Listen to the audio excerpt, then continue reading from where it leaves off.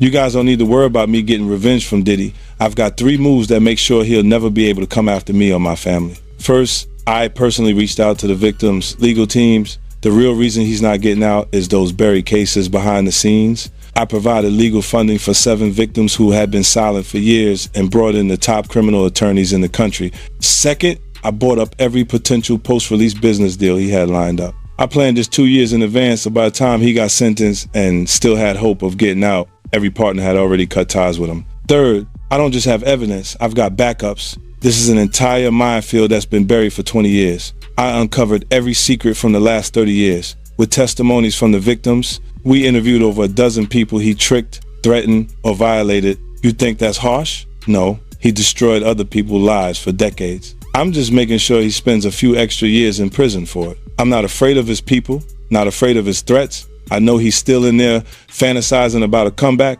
but the truth is, he's never coming back. Now, it's really hard for y'all to discern what's real and what's true, you know? And I've been seeing y'all memes and stuff. People be making memes. I see the memes. I see them now. Some of that stuff is funny. Some of it's funny. But I haven't addressed any of this publicly, but I just want to say this very clearly. I don't have to do with Puffy, so y'all can stop all their memes.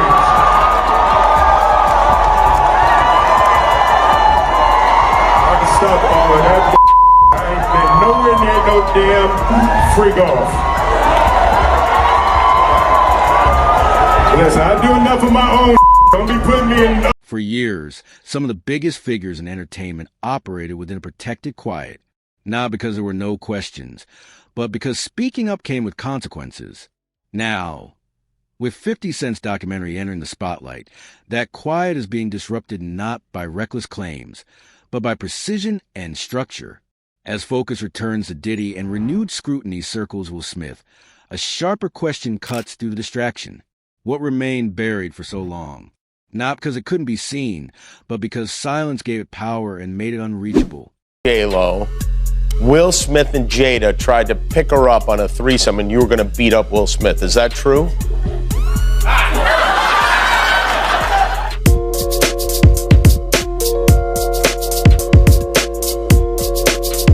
You really heard that? Nah. What? Yeah, I watched it on the internet. You're telling me I can't believe everything I read? What?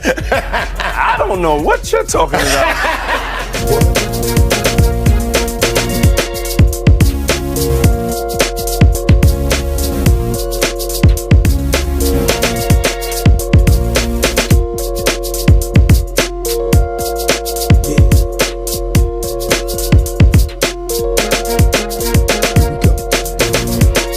Strategy: stay quiet, hold position, and let the spotlight drift elsewhere. That approach protected power for a long time until it stopped working. Now, 50 Cent's documentary arrives at the exact moment when silence is no longer sustainable and avoidance is no longer an option. Never slapped Chris. I'm not watching the movie. It's not happening. You don't understand. Do you understand why he slapped Chris? Did you see in that moment from probably what he was dealing with? What was he dealing with? What the f was he dealing with? Something made him slap his brother. No, something didn't make him snap anything. He laughed at that bad joke that Chris said like everybody else. And then Jada looked at him and it was like the Manchurian Candidate. Not the Manchurian. Real life. If that shit ain't real life, It ain't real life. Just ain't real thing. Real life street stars. You know what time it is. Now, I have to ask before we get out, because I don't want to forget it. Your earrings just reminded me of Black Power, Black Excellence, and I just need your take on it because Emancipation comes out in 1 hour. Came out December 9th, which is today's the 9th, right? That's such a fucking below the belt fucking question. No, but I just got It's the only below the belt question that you asked because you already know what's gonna happen. Don't front. We've been down there. Fuck Will Smith. No, wait. He can kiss my ass. Wait. He should have never slapped Chris. I'm not watching the movie. Damn it. It's not happening. Do you understand why he slapped Chris? Did you see in that moment from probably what he was dealing with? What was he dealing with? Shit, I don't know. What the fuck was he dealing with? Something made him slap his brother. No, something didn't make him snap anything. He laughed at that badass joke that Chris said like every fucking body else. And then Jada looked at him and it was like the Manchurian Candidate. Not the Manchurian. Not the Manchurian, god damn it.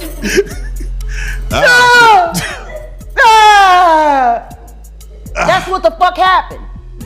I thought there's a legion of women who said, I'm glad for Will fighting for his woman. Yeah, because they still want to believe that that sham of a fucking marriage is real. Oh. Well, there you go. He ain't never gonna be Tupac, and she proved it when she fucked August Alsina. Ooh, man. Yeah. They're both bisexual. They do weird things in their house, and young men have left their house fucking screaming to get away from them in their mentorship. Meek Mills. Bashir Gray. By reframing the absence of comment as a narrative of its own, the focus shifts to how delay became a shield rather than a pause. When a system preserves itself through avoidance, the decision to finally speak is never neutral. It fractures long-standing balances. And if silence carried influence for years, its breakdown forces a sharper question. What was that quiet really guarding all along? It all started, we was in Atlanta. And this story starts when I'm with Puff and he's in the exotic bookstores and he's doing shopping, right? He's shopping, getting his stuff and everything like that. So, you know, this is the first time I was ever in an exotic bookstore with Puff. So, you know, I'm giving him his space. He's taking things off the shelves and stuff like that because they gave him a brown paper bag. When they gave him a brown paper bag, he was just putting stuff in there. So I said, damn, you know, he got to go put it on the counter and, you know, show everybody what he's getting. So as he going, I'm just looking at the places where he picking stuff from. So there's one part he picked up some things from up here on my left side. And then he picked like quite a few of them down. I'm like, okay. He put them in the bag. So when I went by there and I looked up there and it said butt plugs. And I was like, hey, yo. I was messing with him. Because people don't understand, you know, we was like friends. He was a part of this. So I'm still gonna tease him. I'm still gonna mess with him and everything like that. I could do that. It wasn't just no security thing. So I say, yo, what are you getting this for? And it said butt plugs, and he was like, yo, can I do my shopping by myself? I said, yeah, you could do it by yourself, brother. And he started walking and everything like that. So when he got I just waited at the counter. So when he got to the counter, he didn't even have to show the guy nothing. He just gave the guy a wad of money. I mean, like he gave the guy a stack something like this. And Puff wasn't the dude that carried no 20s and no 50s and nothing like that. And I mean, like, he just said, boom. And we walked out the store. So we had to leave Atlanta and go to North Carolina for a show. You understand? And it was him, this rapper, Sarah, and this other girl. We all got on a G5 jet, and we flew to G4 jet, and we flew to North Carolina. So what stayed concealed was never one isolated moment, but a recurring pattern. Connections normalized by status. Closest dismissed as coincidence. Diddy's influence was visible in plain sight, yet rarely questioned beyond success and access, as familiarity slowly replaced examination and repetition drained curiosity. This isn't about allegations, but about culture. Room, and they would go in the room with another couple, right? And I've seen some things happen in the jacuzzi. Like when I'm the only one could go to the room 9 times out of 10. When Puff was the one who, you know, was in the presidential suite, I'm the only one allowed. I gotta watch the door. No one can get into that door. I'm the only one that had the pass key or whatever. You know what I'm saying? And then sometimes you would hear a boom, boom, boom, boom, a thump or whatever the situation is and stuff like that. Yo, what's up? Everything good? And sometimes they would open the door. I'm right there by the door. sometimes you see things you don't want to see. Hey, did they ever try to get you involved? Or Not at all. Offer you? Not at all. Puff did it one time, but that's in my book. When he was coming from Dallas, he had the snow bunnies. And I reneged on that. Nah, I'm good. Hey, did you see any celebrities Puffy did any of that stuff with, the swinger stuff with? Yeah, I did. Tell me about that.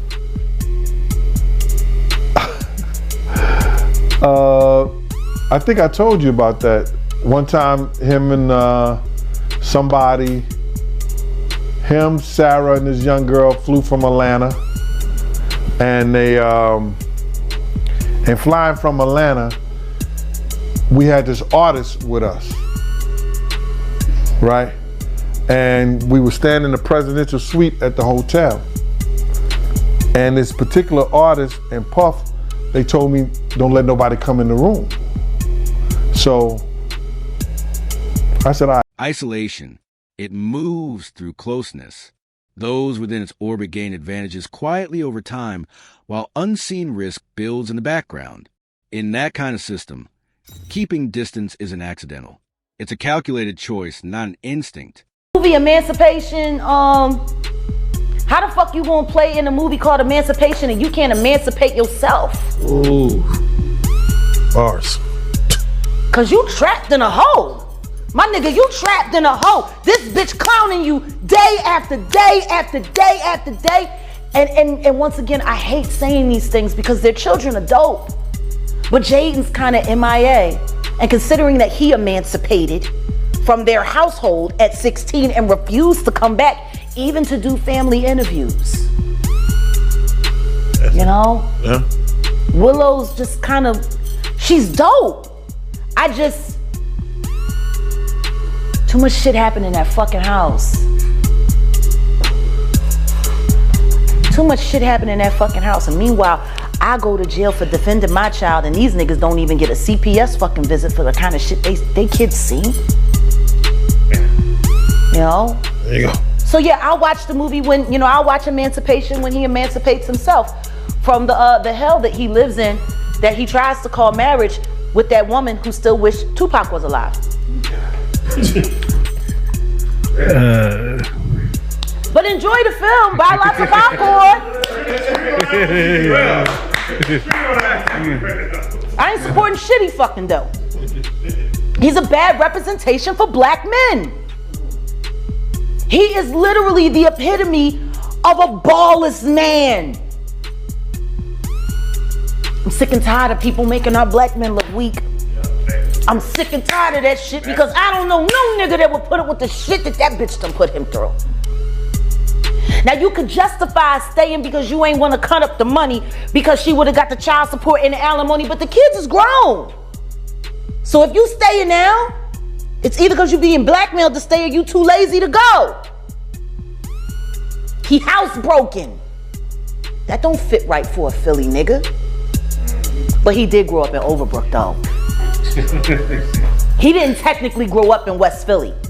That was Jazzy Just Life he was writing about.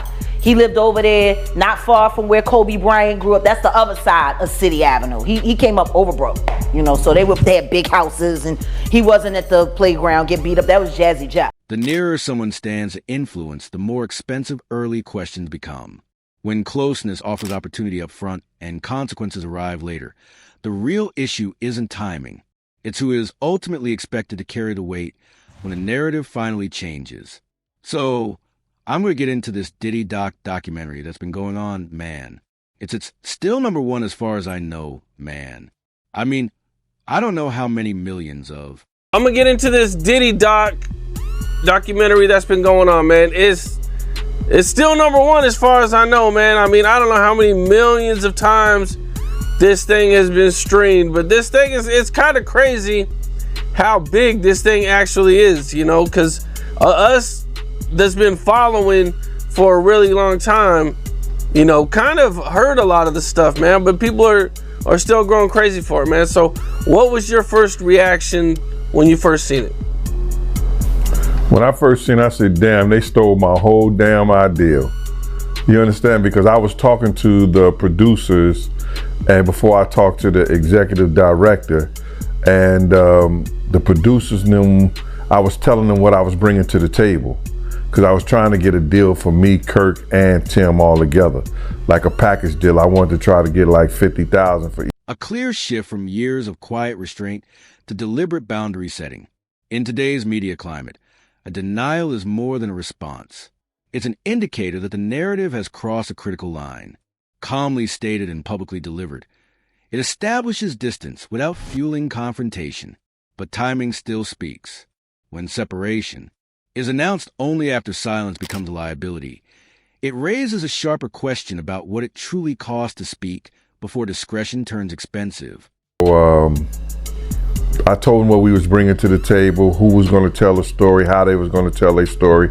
You know, I didn't know exactly what they were going to say, but I knew Tim grew up with Puff, so he can get the childhood thing. So I'm going and telling them the whole angle in which I would like for this to go. You know what I'm saying? What we was bringing to the table. I didn't know how they was going to do it, but I was saying, this is what we're going to bring to the table. Tim could start off with the childhood part of it because they grew up together. That's Tim Dog, Tim Patterson. Also, you know, he was the one who was working at Uptown. He was executive over there of A&R and all that other stuff. He went to Island Records. He used to work with over there at Arista, the whole 9 yards. Tim is the one who had the Lost Boys. If you remember the Lost Boys, yeah, you know what I'm saying. Tim was the manager of them. That was his group and everything like that. So Tim had a lot of inside and a lot of stuff to do with Puff. I had a lot of other people I could have brought to the table too. Eddie F, who taught Puff how to work the board and everything like that. Just Eddie F, Heavy D, and the boys DJ.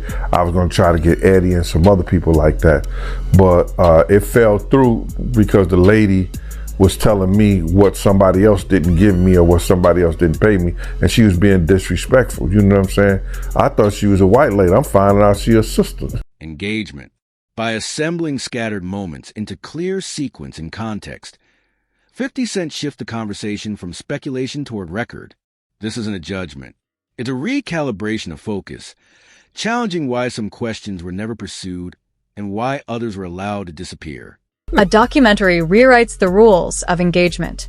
By assembling scattered moments into clear sequence and context, 50 Cent shifts the conversation from speculation toward record. This isn't a judgment, it's a recalibration of focus, challenging why some questions were never pursued and why others were allowed to disappear. You know, Diddy has a long list of victims. You know, I mean, you got Cassie, Kurt Burrows, Shine, Little Rod, Mark Curry. I mean, you know what I'm saying? The list goes on of all the people who he's did wrong. You know, out of all the people you've heard of, and all the stories that you heard and the stuff that you know about, you know, who do you think is like Diddy's biggest victim? Who I think Diddy's biggest victim is? Yep. The mothers. Okay. Big's mama. Wolf's mother. The people that lost their sons. They could never get that back, especially with those are the two people that changed his life, put him on that pedestal to be a great producer. So I believe the mothers in them that lost their sons are the biggest victims of it all. Man, that's deep, man. That's crazy, man. You know, because I mean, you know, you brought up Big and the mom, and in the documentary they even talk about Diddy not paying for the funeral, acting like he's gonna pay it, but then billing it to Biggie. What was your thoughts on that? When you seen that, were you surprised when you seen that? No, I wasn't surprised. You know, because they said that when Big died, he built the estate. He took it out of Big's his budget. You understand what I'm saying? So yep. I wonder who got the life insurance policy. He was crazy. What's up? This is Cam Capone. We got more content like this coming soon, so hit that like button, subscribe, and stay locked in to Cam Capone News. Long form investigation disrupts an industry that depends on short memory by refusing to let stories fade on schedule. When careful documentation replaces casual dismissal, the real struggle isn't over fact alone, but over authority, who gets to define the lasting version of events and who no longer has the power to erase them. Well, what I said is that, isn't it weird that the government was so interested in Diddy's baby oil that they took 1,000 bottles away from his house? If the government took 1,000 bottles of baby oil and somebody had things what appeared to be baby oil, and then you have to listen to the prosecutor. He said that they seized 1,000 bottles what allegedly to be baby oil. Allegedly to be baby oil. So that's telling people that it wasn't baby oil. And people think that that was baby oil, they out their mind.